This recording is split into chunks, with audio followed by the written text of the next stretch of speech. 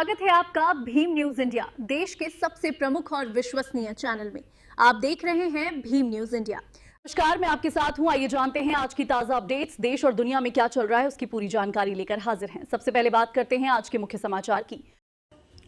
दिल्ली विश्वविद्यालय के professor N सुकुमार ने बताया कि किस प्रकार आईआईटी, आईआईएम, सेंट्रल यूनिवर्सिटी में एसटी, एससी, ओबीसी के छात्रों के साथ डिस्क्रिमिनेशन होता है। आप देख रहे हैं भीम न्यूज इंडिया।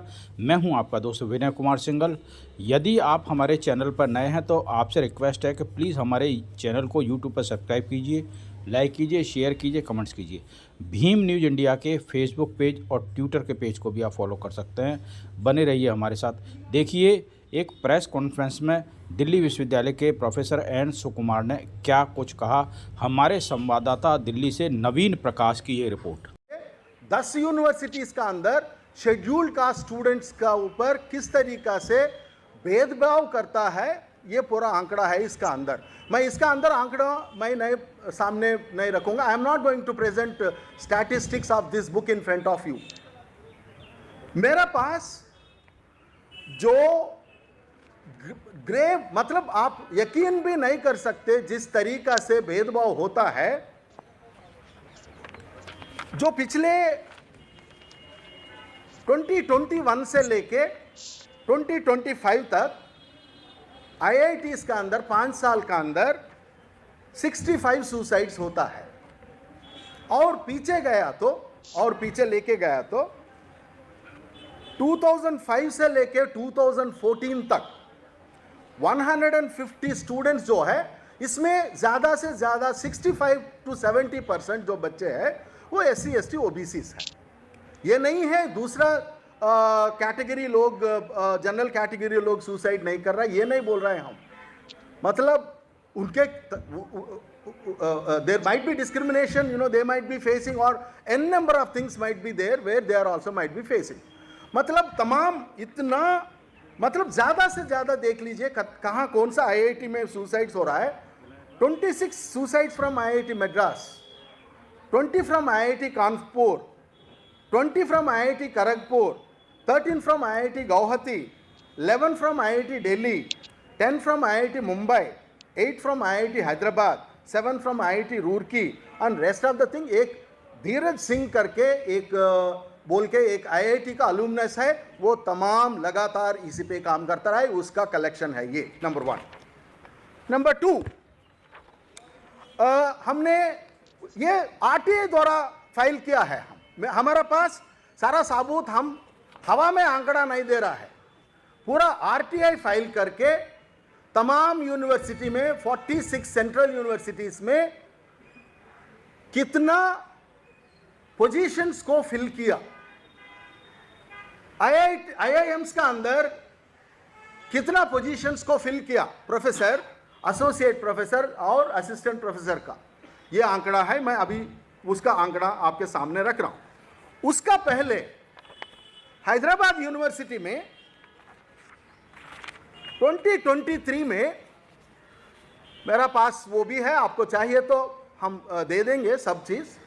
2023 में अंबेडकर स्टूडेंट्स एसोसिएशन ने एक आरटीआई फाइल किया, पीएचडी एडमिशंस में वाइवा में किस तरीके से भेदभाव होता है। I am presenting you the number. उसमें रिटन टेस्ट का 70 मार्क्स होता है, वाइवा 30 मार्क्स होता है। एक एससी का मैं पढ़ रहा हूं वो जो आंकड़ा जो है, इलेक्ट्रॉनिक सब्जेक्ट में an OBC candidate who appeared for PhD entrance test secured 40 out of 70। एक OBC को 40 मार्क मिलता है 70 रिटन टेस्ट में, and in written exam but he was awarded only 2 marks, सिर्फ 2 मार्क्स मिलता है उसको, जिसको 40 मार्क मिलता है रिटन टेस्ट में OBC कैंडिडेट को। और a candidate who is unreserved, मतलब उसमें जो जनरल कैटेगरी का जो बात चल रहा है, वो अनरिजर्व्ड बंदे को, कोई भी हो, इधर मैन और women, we don't know about that, some candidate 24.5 marks मिलता है उसको रिटर्न में, ओबीसी को 40 मिलता है, अनरिजर्व्ड को 24.5 मार्क्स मिलता है रिटर्न में।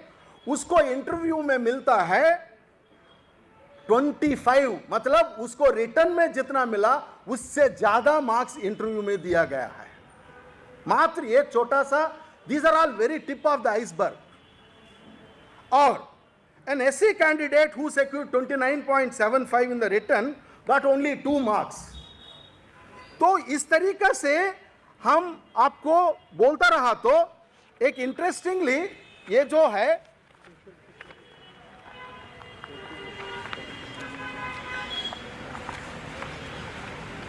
ये है हमारा पास सबूत। अब देख लीजिए, इसमें एक अप्लाइड मैथमेटिक्स सब्जेक्ट है।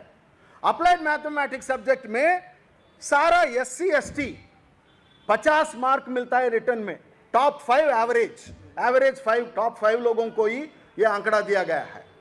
सबको 50-50 मार्क मिलता है रिटर्न में, SC और ST को। OBC को मिलता है 45 to 39 रेंज में। SC को मिलता है सिंगल डिजिट्स, कहीं पे भी डबल डिजिट नहीं है, 8, 4, 5। और SC ST को इस तरीके से मिलता है। सेम OBC को भी मिलता है। एक ही कैंडिडेट को 9 मार्क्स मिला अप्लाइड मैथमेटिक्स में। अब मैं पढ़ रहा हूं अनरिजर्व्ड कैटेगरी का, जहां SC ST को रिटर्न में 50 मार्क्स मिला out of 70। They all got single digit in their viva. But whereas when it goes to unreserved general category, उसको 38, 39, 38 मिला, जिसको रिटर्न में उसको मिलता है इंटरव्यू में 14.5, 13.2। मतलब तमाम जितना भी दे सकते वो पूरा लूटना है। तो इस तरीका से वाइवा का एक वो हुआ। दूसरा है 4 सेंट्रल यूनिवर्सिटीज में आंकड़ा है। ये 4 सेंट्रल यूनिवर्सिटीज का जो आंकड़ा है, हमारा पास पूरा डेटा है, उसको समराइज करके मैं बता रहा हूं। HCU हैदराबाद सेंट्रल यूनिवर्सिटी में आउट ऑफ द ये 5 साल का सैंक्शन पोजीशंस है, 2020 से लेकर 2024 तक। सैंक्शन पोजीशंस, प्रोफेसर्स कितना भरा, एसोसिएट कितना भरा और असिस्टेंट कितना भरा, जनरल कैटेगरी कितना भरा, शेड्यूल्ड कास्ट कितना पोस्ट भरा है, या SC कितना भरा, वो तमाम ST ये सब जो है। आंकड़ा देखा तो आपको यकीन नहीं कर पाओगे। आप लोग out of sanction 225 unreserved teaching position जो है, सुन लीजिए ध्यान से, सैंक्शन 225 अनरिजर्व पोजीशंस है हैदराबाद यूनिवर्सिटी का। उन्होंने भरा 284, 255 है तो 225 है तो 284 भरा। ये कहां का नंबर है, कौन सा पोजीशंस है? ये सारा positions SC ST OBC positions लेके, जहां पे सैंक्शन पोजीशन से ज्यादा उन लोगों ने अनरिजर्व्ड पोजीशंस में भरा है। Whereas when it comes to SC ST, it includes the levels of assistant associate professors. So the HCU has appointed an extra 59 positions in the unreserved category against the sanctioned strength. भाई कहां भेदभाव हो रहा है, किसका positions लूट रहा है आप लोग? आपका आप ही डेटा, ये UGC ने दिया, ये डेटा है, आप सरकार का डेटा है, हम कहीं पे भी ये टैंपर नहीं कर रहा है। इसमें SC ST OBC का पोजीशंस लेना, उसमें भरना है। मतलब अप्रूवल लेके बाद में वाइस चांसलर ये बोलता है, shamelessly vice chancellor say that नहीं आप फिल भरो, 2-3 एक्स्ट्रा भरो, हम एग्जीक्यूटिव काउंसिल में और एकेडमिक काउंसिल में हम अप्रूव करवा देंगे। मतलब ये पूरा बाप का जागीरी है ये पूरा यूनिवर्सिटीज। और 2-3 आंकड़ा रख रहा हूं, but very less, I have huge number of data. मेरा किताब का डेटा ओपन किया तो 10 यूनिवर्सिटीज का 2 घंटा लगेगा, बट बिकॉज मेरे तमाम साथी लोग हैं, वो शेयर करना है। दूसरा, दिल्ली यूनिवर्सिटी जहां पे मैं पढ़ा रहा हूं पिछले 25 साल से, दिल्ली यूनिवर्सिटी में the total sanctioned strength of the unreserved teaching position in the department is 707 and 625. 707 में 625 बढ़ा दिया है, मतलब 88% unreserved post भर दिया। out of 707 unreserved positions 625 भर दिया, 88%। वहां पे पूरा उनको मिलता है, सब लोग क्वालिफाइड है। जहां नॉट फाउंड सूटेबल होता है उसको, जहां SC ST OBC होता है वहां पे नॉट फाउंड सूटेबल होता है, वहां पे मेरिट नहीं दिखता है ये सबको, वहां पे जो एक्सपर्ट्स बैठता है। तो ये जो एससीज जो है, आउट ऑफ 257 सैंक्शन पोजीशंस है, 117 मात्र 46% हैज बीन फिल्ड। एससी का जो है 127, 52 only 53 has been filled. Interestingly ये बात रखना, ये बात याद रखना, सब लोग बोल रहे हैं ओबीसीज को क्या जरूरी है, ओबीसीज को वो डिस्क्रिमिनेशन नहीं होता है, मतलब ओबीसीज को लेकर है तो ये बहुत प्रॉब्लमैटिक हो रहा है। इंटरेस्टिंगली दिल्ली यूनिवर्सिटी का आंकड़ा देख लीजिए आप, ओबीसी पोजीशंस का बारे में बता रहा हूं मैं, ओबीसीज और ईडब्ल्यूएस का भी, भाई इसमें ईडब्ल्यूएस भी है। ईडब्ल्यूएस पिछले 4-5 साल के वो आंकड़ा है, ओबीसीज का पिछले 10 साल या 10, 11, 12 साल का पहला का आंकड़ा है। ओबीसीज में 459 सैंक्शन पोजीशंस है, 5 साल का 459 सैंक्शन पोजीशंस है, और ईडब्ल्यूएस का 170 सैंक्शन पोजीशंस है। बट ओबीसीज का कितना बड़ा पता है आपको? सिर्फ 153, 33%, as if that OBC candidates are not eligible or whether they are not there for, whether they have possessed qualification for these positions or not। साहब मात्र 33% है। क्या कैंडिडेट्स नहीं मिल रहा है? मतलब आप जो पढ़ाई किया, आपका पढ़ाई पे आपको विश्वास नहीं है, इसको नहीं बढ़ रहा है। Needless to mention people with disabilities, out of 57, भाई डिसेबल्ड लोगों को क्या, कौन उसका बारे में कौन बता देंगे? उसको 57 पोजीशन सैंक्शन है, उसको मात्र 14 पोजीशंस भरा गया। This is the harsh reality of teaching positions. I don't want to go much more. Last सबूत है आपका सामने। और इंटरेस्टिंगली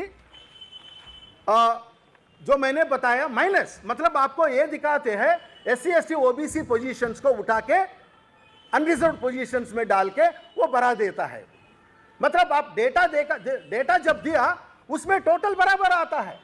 मतलब ये आंकड़ा से खेलना, मतलब हम सब लोग we are not, we are illiterates, we are immeritorious, so that we can't assess these things। ये जो है जब मैंने पार्लियामेंट्री कमिटी का मेंबर, इनवाइटेड मेंबर था IIT और दिल्ली यूनिवर्सिटी में, उस दिन मेरा हाथ में रखा IIT दिल्ली ने, because I am a invited member. ये अलग बात है, मैं I am also one of the first petitioner of Darshan Solanki, जो इंस्टीट्यूशनल मर्डर हुआ 2023 में, जो इंदिरा जय सिंह लोग फाइल किया, उसमें मैं भी एक फर्स्ट एडिशनल इन्फॉर्मेंट हूं। हम भी एक पिटीशन किया, दर्शन सोलंकी फादर और मैं, हम दोनों। ये जो IIT का जो है, ये आंकड़ा दिखा रहा हूं, वो IIT का डॉक्यूमेंट है।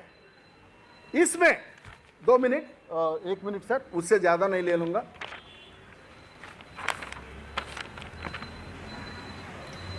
ये जो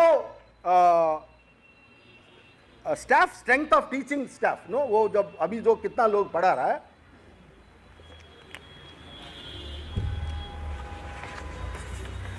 आउट ऑफ 624, मैं ब्रेकअप नहीं दे रहा हूं, प्रोफेसर कितना है क्या है वो पूरा, out of 624 total teaching strength there, total number of employees in position, एससीज मात्र 20 है, 20, सिर्फ 20। ये भी पब्लिक फंडिंग इंस्टीट्यूशंस है। JNU को ऊपर जोक फैलता है ना, पब्लिक इंस्टीट्यूशंस को, पब्लिक फंडेड इंस्टीट्यूशंस को किस तरीके से दे आर मिसयूजिंग। ये भी पब्लिक इंस्टीट्यूशन है, हम भी टैक्स पे कर रहा है, SC ST OBC लोग, जितना भी लोग है इस देश के अंदर, हम भी टैक्स पे कर रहा है। हम सवाल कर रहा है सरकार से, भाई IITs का अंदर सिर्फ ये out of 624 it's only 20 SCs, 8 STs, पूरा देश सिर्फ 8 STs है।